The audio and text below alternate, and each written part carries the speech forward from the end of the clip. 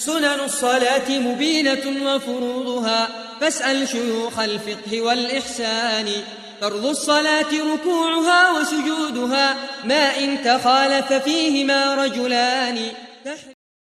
إن الحمد لله نحمده ونستعينه ونستغفره ونعوذ بالله من شرور أنفسنا ومن سيئات أعمالنا من يهده الله فلا مضل له ومن يضلل فلا هادي له وأشهد أن لا إله إلا الله وحده لا شريك له وأشهد أن محمدا عبده ورسوله صلى الله عليه وعلى آله وصحبه ومن سن بسنته واقتفى أثره إلى يوم الدين. يا أيها الذين آمنوا اتقوا الله حق تقاته ولا تموتن إلا وأنتم مسلمون. يا أيها الناس اتقوا ربكم الذي خلقكم من نفس واحدة وخلق منها زوجها وبث منهما رجالا كثيرا ونساء واتقوا الله الذي تساءلون به والأرحام إن الله كان عليكم رقيبا. يا أيها الذين آمنوا اتقوا الله وقولوا قولا سديدا يصلح لكم أعمالكم ويغفر لكم ذنوبكم ومن يطع الله ورسوله فقد فاز فوزا عظيما. أما بعد فإن أصدق الحديث كتاب الله وخير الهدي هدي محمد صلى الله عليه وسلم وشر الأمور محدثاتها وكل محدثة بدعة وكل بدعة ضلالة وكل ضلالة في النار. أما بعد فالسلام عليكم ورحمة الله وبركاته. Nous sommes donc aujourd'hui le 26 du mois de Rabi'un al-Awwal 1447 qui correspond au 18 septembre 2025. Nous allons entamer donc cette assise avec le document Al-Wajizu fi fiqh sunnati wal kitab al-aziz. Nous étions sur ma yubahu fi'luhu fi salah. OK, ce qui est permis dans la prière. OK, ce qu'il est permis de faire dans la prière. Il dit en premier al-mashyu lil hajati, le fait de marcher au besoin. Quand il y a besoin de se déplacer, aller en avant, en arrière, à gauche ou à droite, cela est permis. Comme pour ouvrir une porte qui est fermée quand quelqu'un toque à la porte, ou encore pour rejoindre une place vide qui s'est dégagée dans la rangée de devant, ou encore pour se rapprocher de celui qui est à notre droite ou à notre gauche, afin de rendre les rangées continues, ou encore de reculer parce qu'on est trop en avant par rapport à la rangée. Donc, al-mashyu lil hajati, le fait de marcher pour un besoin, c'est quelque chose de permis. An Aïshata qalat, Aïshata radiallahu anha, elle dit Kana Rasulullahi sallallahu alayhi wa sallam yusalli fil bayti. Le prophète sallallahu alayhi wa sallam, il arrive donc qu'il prie fil bayt, à la maison. Wal babu alayhi mughlaqun, et la porte était fermée de l'intérieur. C'est-à-dire qu'il priait et la porte était fermée de l'intérieur. Elle dit donc faji'tu, c'est Aïcha qui parle. Elle dit je suis donc arrivé alors qu'il priait dans la maison, la porte était fermée de l'intérieur. Fastaftahtu, j'ai cherché à ce qu'on m'ouvre. OK? Le signe huna c'est lit-talab. Donc fastaftahtu, j'ai demandé à ce qu'on m'ouvre la porte. Famasha, et le prophète sallallahu alayhi wa sallam, il marcha. Fafataha li, il m'ouvrit la porte. Thumma raja'a ila musallahu. Thumma raja'a ila musallahu. Et ensuite, il retourna à l'endroit où il priait. Donc, il a marché quelque part. Et ensuite, il a reculé pour retourner où il était. Wa wasafat anna al-baba, et Aïcha radiyallahu anha, elle précise que anna al-baba, que la porte fil qiblati est en direction de la qibla.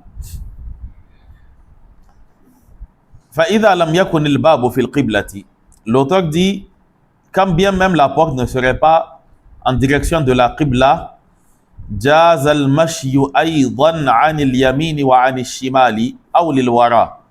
Même quand la porte n'est pas dans la qibla, alors il est permis de faire quelques pas vers la droite ou vers la gauche ou encore en reculant. Mais mustaqbilan al-qiblata, en restant en direction de la qibla. C'est-à-dire que si tu dois aller ouvrir une porte qui serait à ta droite par exemple, tu ne vas pas te tourner pour regarder. Dans notre cas, c'est quoi? On a l'est devant nous, donc on aura le sud. Tu ne vas pas te tourner au sud pour aller chercher la porte. Tu restes en direction de la qibla et donc tu te déplaces sur le côté. Le hadith de Aïcha est rapporté par At-Tirmidhi, Abu Daoud et An-Nasa'i. Et c'est un hadith qui est Hassan, comme l'a dit le Cheikh Al-Albani dans Sahihu An-Nasa'i. Donc au besoin, il est permis de faire quelques pas. Que ce soit pour ouvrir une porte, pour dégager une chose qui nous nuit ou encore pour répondre à un besoin. Ok? Ou encore, quand il s'agit d'une chose qui est inhérente même à la prière, comme par exemple la continuité des rangées. Quand une place se dégage dans la rangée qui est devant, elle doit être comblée. Soit par ceux qui sont derrière, donc ils feront quelques pas pour rejoindre la rangée de devant, ou encore par ceux qui sont dans la même rangée, par un mouvement vers la droite ou vers la gauche, afin de combler ce vide-là. Okay? Cela est non seulement permis, et cela est même une nécessité dans la prière, parce que le prophète sallallahu alayhi wa sallam nous l'a indiqué comme étant une obligation, le fait de garder les rangées continues. Le prophète sallallahu alayhi wa sallam, il disait en redressant les rangées, wasuddul khalal, et fermer les espaces qu'il y a entre vous. Wala tada'u furujatin lish-shaytan, et ne laissez pas des espaces parce que le diable va s'immiscer. Okay? Donc quand de l'espace se dégage, alors on le comble. Là, Aïcha radiyallahu anha, elle nous décrit ce qu'a fait le prophète sallallahu alayhi wa sallam pour un besoin qui n'est pas dans la prière. C'est-à-dire que ne pas ouvrir la porte ou ouvrir la porte, ce n'est pas dans la prière. Mais cela a été déclaré comme étant permis.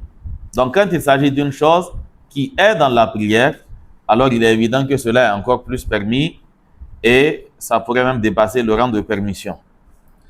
Non. Deuxièmement, hamlu sabiyi, le fait de prendre un enfant.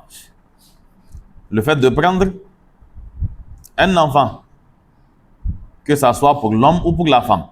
Anabi Qatada, donc Abu Qatada al-Ansari, il nous dit que Anna Rasulallah sallallahu alayhi wa sallam, il nous dit qu'un jour le prophète sallallahu alayhi wa sallam, kana yusalli. Il priait wa huwa hamilun Umamata bint Zaynaba binti Rasulillahi sallallahu alayhi wa sallam. Le prophète sallallahu alayhi wa sallam, il priait alors qu'il portait Umama bint Zaynaba binti Rasulillah, Umama qui était la fille de Zaynab qui était donc la fille du prophète sallallahu alayhi wa sallam, et Umama c'était la fille de Abil As ibn Rabi'. Ok? Donc Umamata, la petite fille donc du prophète sallallahu alayhi wa sallam, le prophète la portait alors qu'il priait. Fa idha qama hamalaha, quand il se mettait debout, il la prenait. Wa idha sajada, et quand il devait se prosterner, wada'aha, il la déposait. Donc cela montre qu'il est permis de porter un enfant quand on prie. Naturellement, ce n'est pas parce qu'on t'a dit qu'il est permis que quand tu vas te mettre en position de prier, tu vas appeler l'enfant, viens, je vais te porter, c'est une sunna. C'est pas ce qu'on a dit. Okay? La situation s'est présentée, l'enfant est en train de pleurer, l'enfant a peut-être peur de quelque chose ou autre, tu es en train de prier, le besoin est là, tu le prends. Le besoin n'est pas là, tu n'as pas à prendre l'enfant. Que ça soit pour un besoin dans le sens du danger ou bien que ça soit pour un besoin exprimé par l'enfant, par exemple. Okay? Que l'enfant demande à être pris, c'est une situation qui peut se présenter, on le prend. Mais on ne va pas créer la situation pour prendre l'enfant ou bien que l'enfant accepte que l'enfant accepte que tu le déposes, mais tu dis que non, bon, le prophète sallallahu alayhi wa sallam a prié en portant un enfant, donc je vais faire la même chose. Ok? Donc on ne le provoque pas, mais quand la situation se présente, on le fait. Le hadith est rapporté par Imam al-Bukhari, Muslim, Abu Daoud et An-Nasa'i. On retient de ce hadith la permission d'amener les enfants à la mosquée et aussi la permission que les enfants rentrent dans la mosquée même au cas où on ne les a pas amenés. Parce que le prophète sallallahu alayhi wa sallam, il n'a pas interdit cela. Il y a plusieurs hadiths qui montrent que les enfants venaient à la mosquée au temps du prophète sallallahu alayhi wa sallam. Et ça, il va de soi. Parce que quand on demande au père d'ordonner aux enfants de prier, il est évident que ce n'est pas pour que les garçons prient avec les femmes à la maison. Quand il va leur ordonner la prière, nécessairement, il devra aller avec les garçons à la mosquée. Parce que l'enfant, il doit s'habituer à aller à la mosquée. Et ça, c'est nécessaire. Et il est dommage de constater souvent l'attitude de certaines personnes envers les enfants quand les enfants rentrent dans la mosquée. Il ne faudrait pas qu'on essaie d'être plus royaliste que le roi, quoi. Le prophète sallallahu alayhi wa sallam a toléré leur présence dans la mosquée. Ce qui est demandé, c'est aux tuteurs et autres responsables des enfants de les éduquer, de les interpeller. Mais pas de les chicoter ou de les chasser ou de les gronder à chaque fois qu'ils viennent à la mosquée au point de pousser l'enfant à avoir un certain dédain pour la mosquée ou de considérer que la mosquée c'est un lieu où dès que nous rentrons on nous chasse. Okay? Donc cela ne doit en aucun cas être le cas. Okay? On peut réfléchir à la situation des enfants. Il a été remarqué que ces enfants, quand on les laisse prier côte à côte, ils dérangent les autres. Donc dès que les enfants viennent, on les répartit dans la mosquée entre des personnes responsables. Et maintenant, au besoin, la personne à côté de qui l'enfant prie, la personne, en faisant des gestes ou en tirant l'enfant ou autre, il recadre l'enfant quand l'enfant se détourne de ce qui serait la meilleure attitude, quoi. Mais pas chasser les enfants. Encore moins faire une rangée spéciale pour les enfants. C'est-à-dire que là, tu es en train de les mettre. C'est en ce moment que vous n'allez pas prier. Ok? Et vous allez passer toute la prière énervée. Tu ne peux pas couper ta prière pour aller les chasser. Ok? Tu ne peux rien faire. Et même dans la prière, même quand un vient devant vous et puis tu le regardes avec un air menaçant, il ne va même pas te calculer. Ok? Donc, on les laisse avec les gens. Quant au hadith qui dit que dans la prière, c'est la rangée des hommes devant et ensuite la rangée des enfants et ensuite celle des femmes, c'est un hadith qui n'est pas authentique. Ou le hadith qui dit d'éloigner des mosquées les fous et les enfants. Jannibu masajidakum majaninakum wa subyanakum. Ce hadith aussi n'est pas un hadith authentique du prophète sallallahu alayhi wa sallam. Plusieurs autres hadiths montrent que les enfants venaient à la mosquée et que les enfants qui venaient à la mosquée au temps du prophète sallallahu alayhi wa sallam, c'était des enfants comme il y en a dans tous les siècles.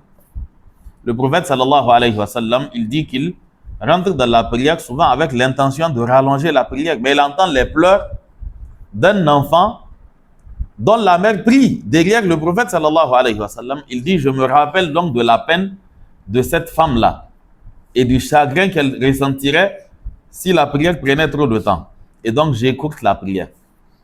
Cela montre que les enfants venaient à la mosquée, que les enfants pleuraient à la mosquée.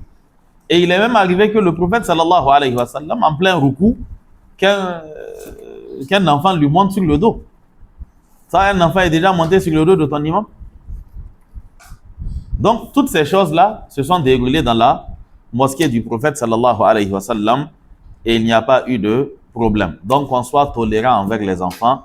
Si on ne les rapproche pas de la mosquée, quelqu'un va les rapprocher du terrain de foot, d'autres vont les rapprocher des églises, d'autres vont les rapprocher des endroits où on prend les trucs de chicha. Religieusement, il n'est pas permis que dans une mosquée soit aménagé un espace de jeu occasionnel pour les enfants. Ça fait partie des choses qui attirent les enfants. Que de laisser les autres les détourner carrément de la religion, il faudrait réfléchir à ce qui pourrait attirer les enfants à la mosquée. Et non pas faire de la mosquée cet endroit où quand ils viennent, on joue à police contre voleur, quoi. Ok? Il est?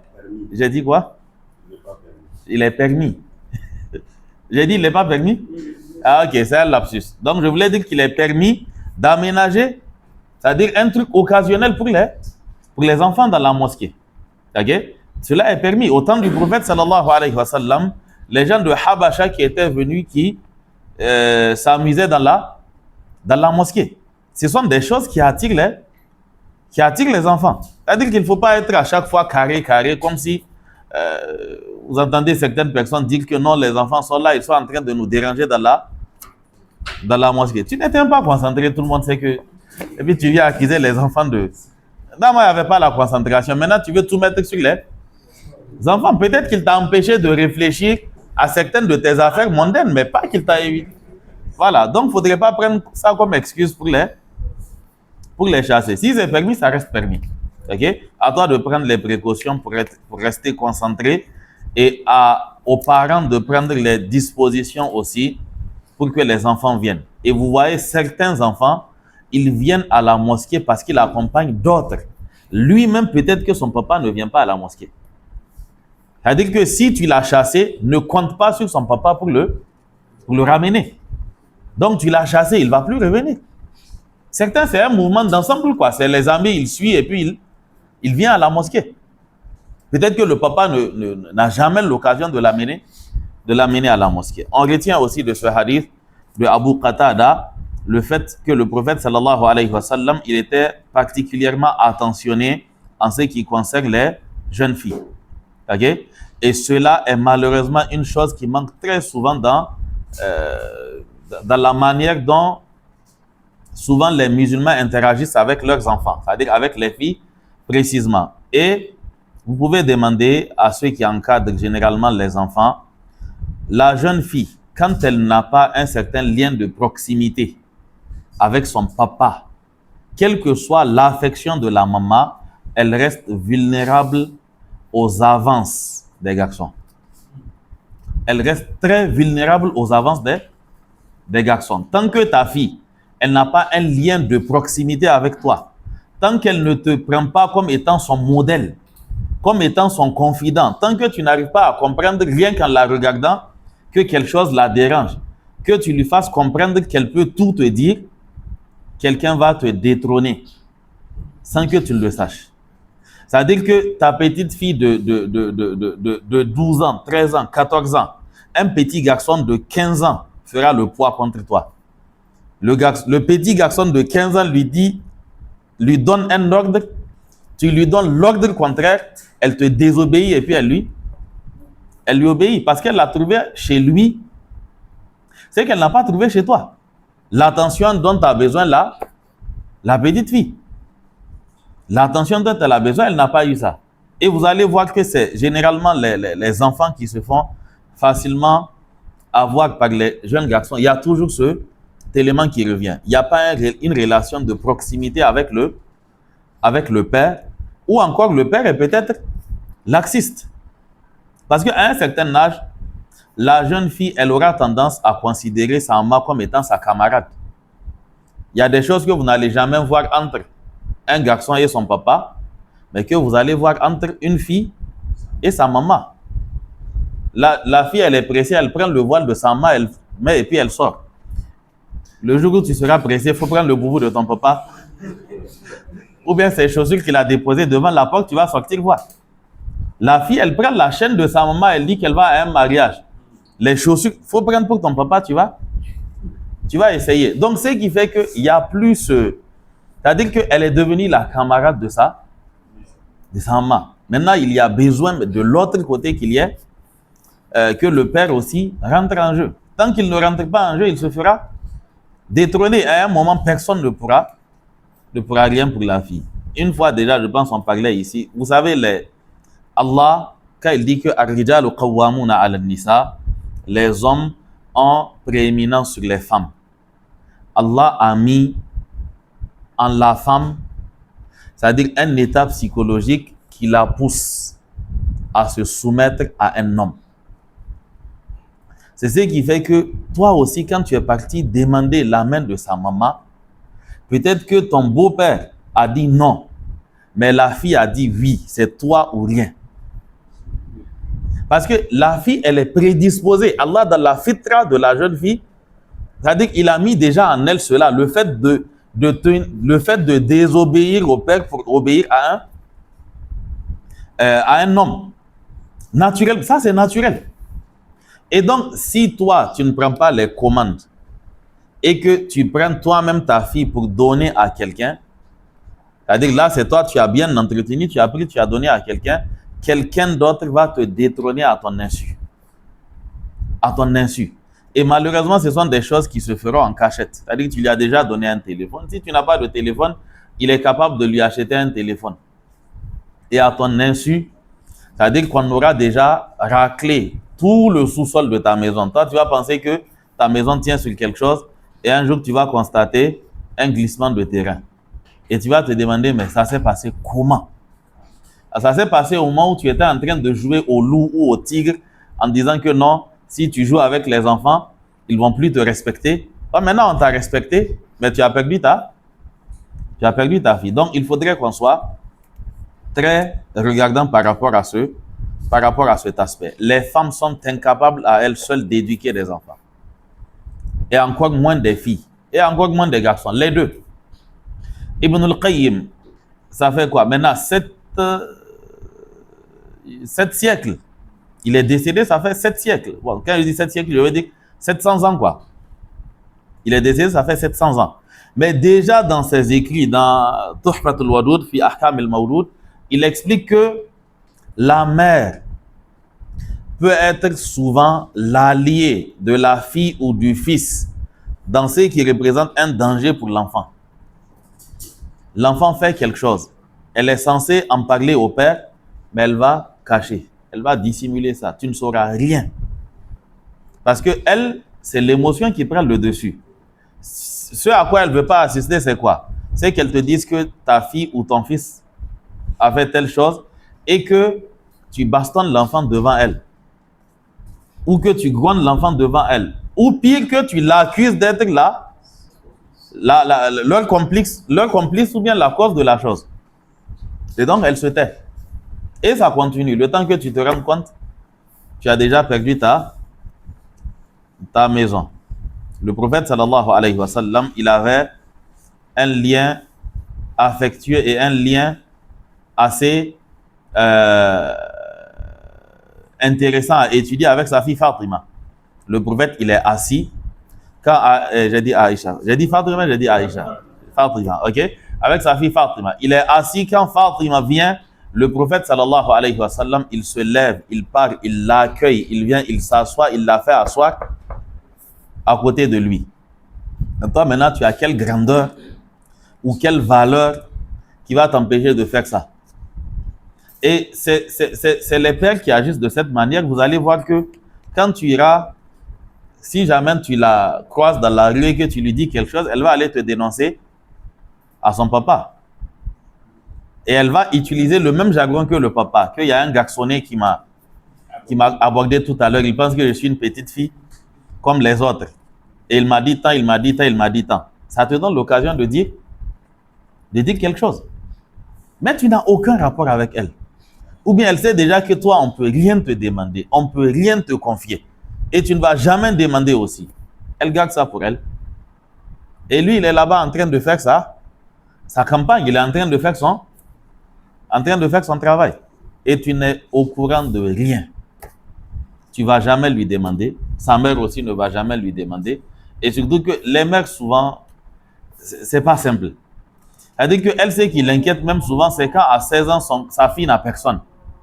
C'est-à-dire, est-ce que ça va chez elle? Ou bien les gens ne trouvent pas sa fille belle? Ou bien, la femme, souvent, quel que soit son niveau religieux, les choses se mélangent, quoi. Ok? Les choses se mélangent. C'est-à-dire, quand il y a beaucoup de garçons qui font la cour à son enfant, au lieu que cela l'inquiète, souvent cela la réjouit. Parce que ça montre que la fille, elle est appréciée. Maintenant, les implications de tout ça, là, elle ne va pas réfléchir à ça. Il faudrait forcément que les hommes soient donc impliqués dans cette affaire-là. Sinon, tu perdras ta maison avant de t'en rendre compte. Non. Donc ça, c'était le hadith de Abu Qatada. Troisièmement, qatlul aswadaini. Il est permis aussi de tuer les deux noirs. Al-aswadani ici désigne le scorpion et le serpent. Si c'était en termes de nourriture, quand on dit al-aswadani, on fait allusion aux dattes et à l'eau. Ok? Si on dit al-asfarani, on fait allusion à l'or et à l'argent. Si on dit al-qamarani, on fait allusion au soleil et à la lune et ainsi de suite. Quoi. Deux choses qui vont ensemble, on a tendance à leur donner ces qualificatifs-là. Donc, on prie et on revient sur le troisième point. Bi'idhnillahi ta'ala. Subhanakallahumma bihamdik. Ashhadu an la ilaha illa ant. Astaghfiruka wa atubu ilayk. Assalamu alaikum wa rahmatullah.